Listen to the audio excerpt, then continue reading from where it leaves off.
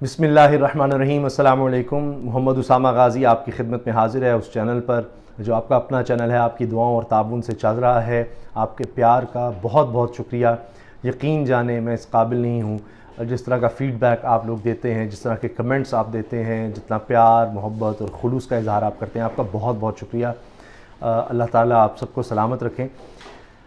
एक ऐसा मामला अब होने जा रहा है कि मैं ये कहूँगा कि अब पाकिस्तान में जो लोग गलत काम करते थे या हुकूमत सही तरह से नहीं चलाते थे, उनकी अब चीखें निकलेंगी।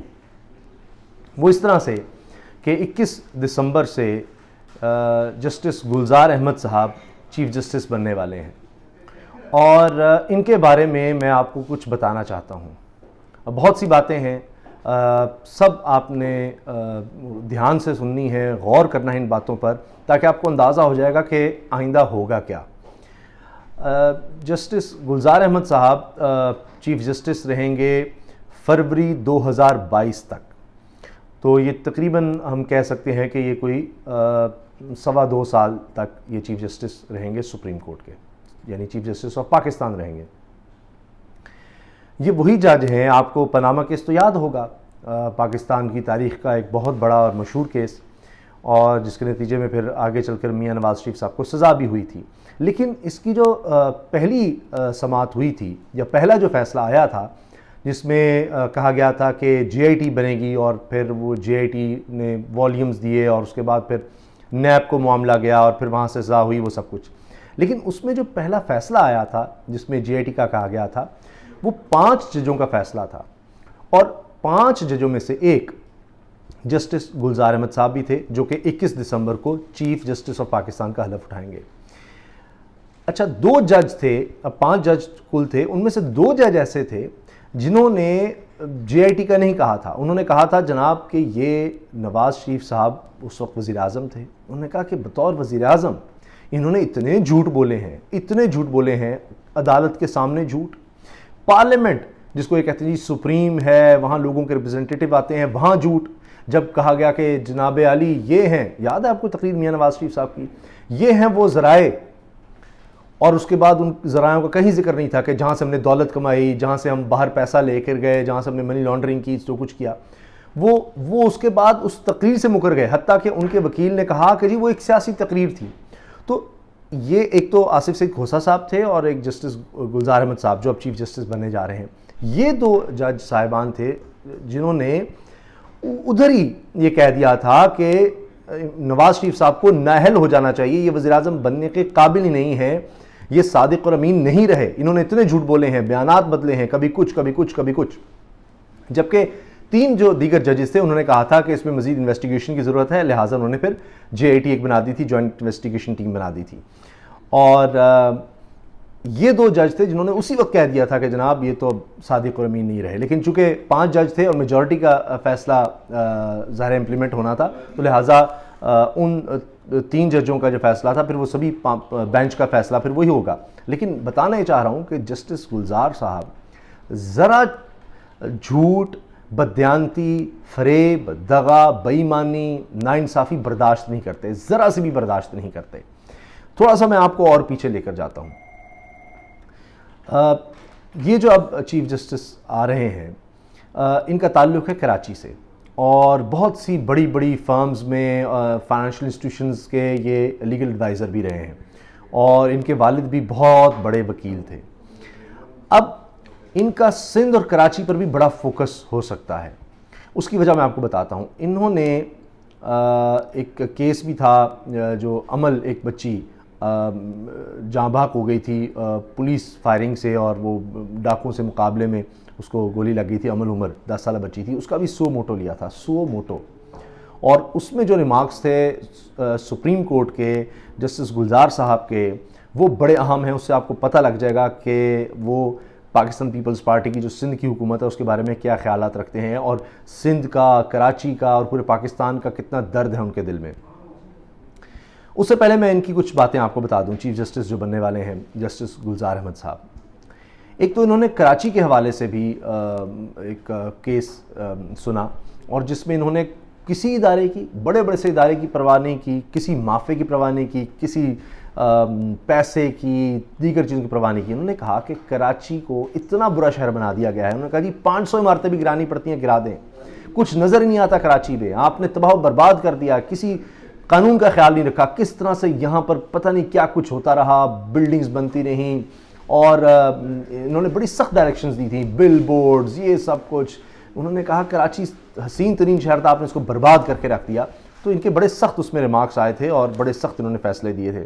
تو انہوں نے یہ بھی کہا کہ رول آف لا ہونا چاہیے. اچھا، یہ اس خیال کے حامی ہیں، یہ کہتے ہیں کہ قانون اور انصاف کے مطابق فیصلے کرنا عدالتوں کا کام ہے اور قانون اور انصاف کے مطابق ہی فیصلے ہونے چاہیے. اس کے ساتھ ساتھ کہیں اگر ناانصافی، بددیانتی، جھوٹ، دغا، فریب، ظلم ہو رہا ہے تو یہ عدالت کا کام ہے کہ اس کو روکے. تو یہ ایسے چیف جسٹس ہوں گے جو ظلم اور زیادتی اور اس طرح کی چیز دیکھتے ہوئے خاموش نہیں بیٹھیں گے اور انتظار نہیں کریں گے کہ جناب ظلم اور زیادتی ہو رہی ہے، بربادی ہو رہی ہے، اچھا ہم بیٹھتے ہیں، کوئی آئے گا تو ہم پھر اس کا کیس سنیں گے. تو یہ اس طرح سے نہیں، آنکھیں بند نہیں کر لیں گے.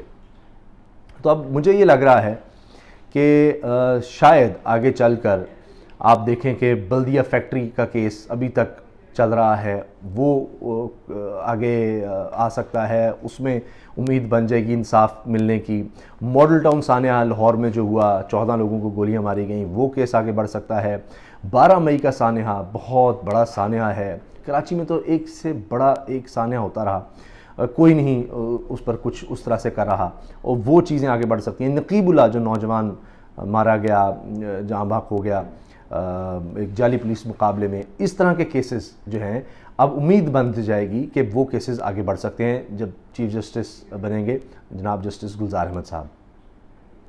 اب میں آتا ہوں کہ سندھ حکومت کے حوالے سے پاکستان پیپلز پارٹی اس وقت بہت پریشان ہے کہ اگلے چیف جسٹس تو جسٹس گلزار احمد صاحب بننے والے ہیں. ان کا تعلق کراچی سے ہے، سندھ سے ہے، اور وہ ان معاملات کو بہت اچھی طرح سمجھتے ہیں. انہوں نے جو عمل عمر نامی بچی تھی 10 سال کی جو جاں بحق ہو گئی پولیس کی فائرنگ سے، ڈاکوں سے وہ مقابلہ ہو رہا تھا اور اس میں اس بچی کو گولی لگ گئی، اور اس کے بعد بھی یہ واقعات اس طرح کے ہوتے رہے. ابھی حال ہی میں ایک شخص اس طرح سے جاں بحق ہو گیا. تو انہوں نے اس کیس میں یہ کہا تھا کہ سندھ حکومت کے پاس کسی مسئلے کا کوئی حل ہی نہیں ہے. انہوں نے تو چارج شیٹ کر دیا سندھ حکومت کو کہ کسی کام کی نہیں ہے. یہ سندھ حکومت کے حالات بہت ہی برے ہیں. ان کے یہ ریمارکس آئے تھے کہ بہت ہی برے ہیں. کراچی انہوں نے کہہ دیا کہ سب سے برا شہر بنا دیا گیا ہے کراچی کو، اور یہ سندھ حکومت کا کیا دھرا سارا. اور انہوں نے یہ کہا کہ ایک دور تھا بچے دور دور تک جاتے تھے گھروں سے کھیلنے کے لیے، دیگر کاموں کے لیے، اب تو گھر سے باہر نکلتے ہوئے خوف کھاتے ہیں لوگ. یہ حال ہو گیا کراچی میں. اور یہ میں آپ کو بتا رہا ہوں اب سے کچھ مہینے پہلے کی بات، یہ جون کی بات ہے، جون 2019 کی بات ہے جب ان کے یہ ریمارکس سامنے آئے جسٹس گلزار احمد صاحب کے. تو لہٰذا اب پیپلز پارٹی بڑی پریشان ہے، سندھ حکومت بڑی پریشان ہے کہ ہمارا کیا بنے گا. وہ اومنی گروپ، یہ سب جعلی اکاؤنٹس کا کیس اور دیگر جتنے بھی کیسز ہیں ان کا کیا ہوگا، کیونکہ یہ معاملات آگے چل کر سپریم کورٹ میں تو جائیں گے. تو اس لیے سارے کرپٹ، سارے بڑے بڑے مگرمچھ وہ سب خوفزدہ ہیں، گھبرائے ہوئے ہیں کہ اب کیا بنے گا. اگلے 2-2.5 سال تو بڑے ہی مشکل ہوں گے، کیا بیچ بچاؤ کریں. اس سے پہلے ہی کوئی ڈیل ملتی ہے تو لو اور نکلو یہاں سے، بھاگو، ورنہ بچت کا کوئی چارہ شاید نہ رہے.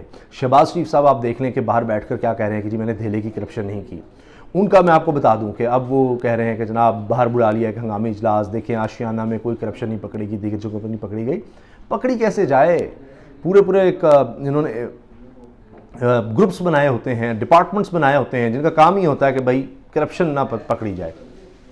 صرف جو انہوں نے لاہور میں میٹرو بس سروس کا آغاز کیا تھا اس میں اب تک 4.5 ارب روپے کی کرپشن سامنے آ چکی ہے. 4.5 ارب روپے کی. کسی کو جناب کروڑوں کا ٹھیکہ دے دیا ہے انشورنس کے لیے، وہ انشورنس آج تک نہیں ہوئی. کسی کو پتہ نہیں مینٹیننس کے لیے کروڑوں اربوں روپے کا ٹھیکہ دے دیا، کوئی مینٹیننس ہی نہیں ہے. کسی کو کچھ، کسی کو جناب کہہ دیا جی ہاں جی پیٹرول مہنگا ہوگا تو ہم آپ کو اور زیادہ پیسے دیں گے، لیکن سستا ہوا تو اس کا کوئی ذکر نہیں ہے کہ سستا ہوگا تو پھر پیسے بھی کم ہوں گے. یعنی ایک سے بڑھ کر ایک. یہاں تک کہا جا رہا ہے کہ انہوں نے سٹاپ تک بدل دیے، اسٹیشن بدل دیے، کہ جہاں پر ان کی اپنی زمین تھی اس کے لیے کہ پہلے ظاہر ان کو پتہ ہوتا ہے کہ یہ ہم نے یہاں سے گزارنی ہے، پہلے ہی ادھر جگہ خرید لی اور پھر وہاں پر اس کا نقشہ تیار کر دیا اور وہ جگہ بیچ دی کسی کمپنی کو، اور اس کمپنی نے آگے پھر جس نے ایکوائر کی جگہ اس کو بیچی تاکہ ہم نہ پکڑے جائیں. ہم نے تو جناب اس کو کمپنی کو دے دی تھی، ہمیں کیا پتا کہ یہاں پر اسٹیشن بن رہا ہے، کیا ہم نے تو اس کو بیچ دی تھی، اس سے خریدی گئی ہے، وہ ایک عام کوئی اور پارٹی تھی جس سے خریدی گئی ہے، ہمارا نام ہی نہ ہے. تو یہ بڑی طریقے سے وارداتیں کرتے ہیں.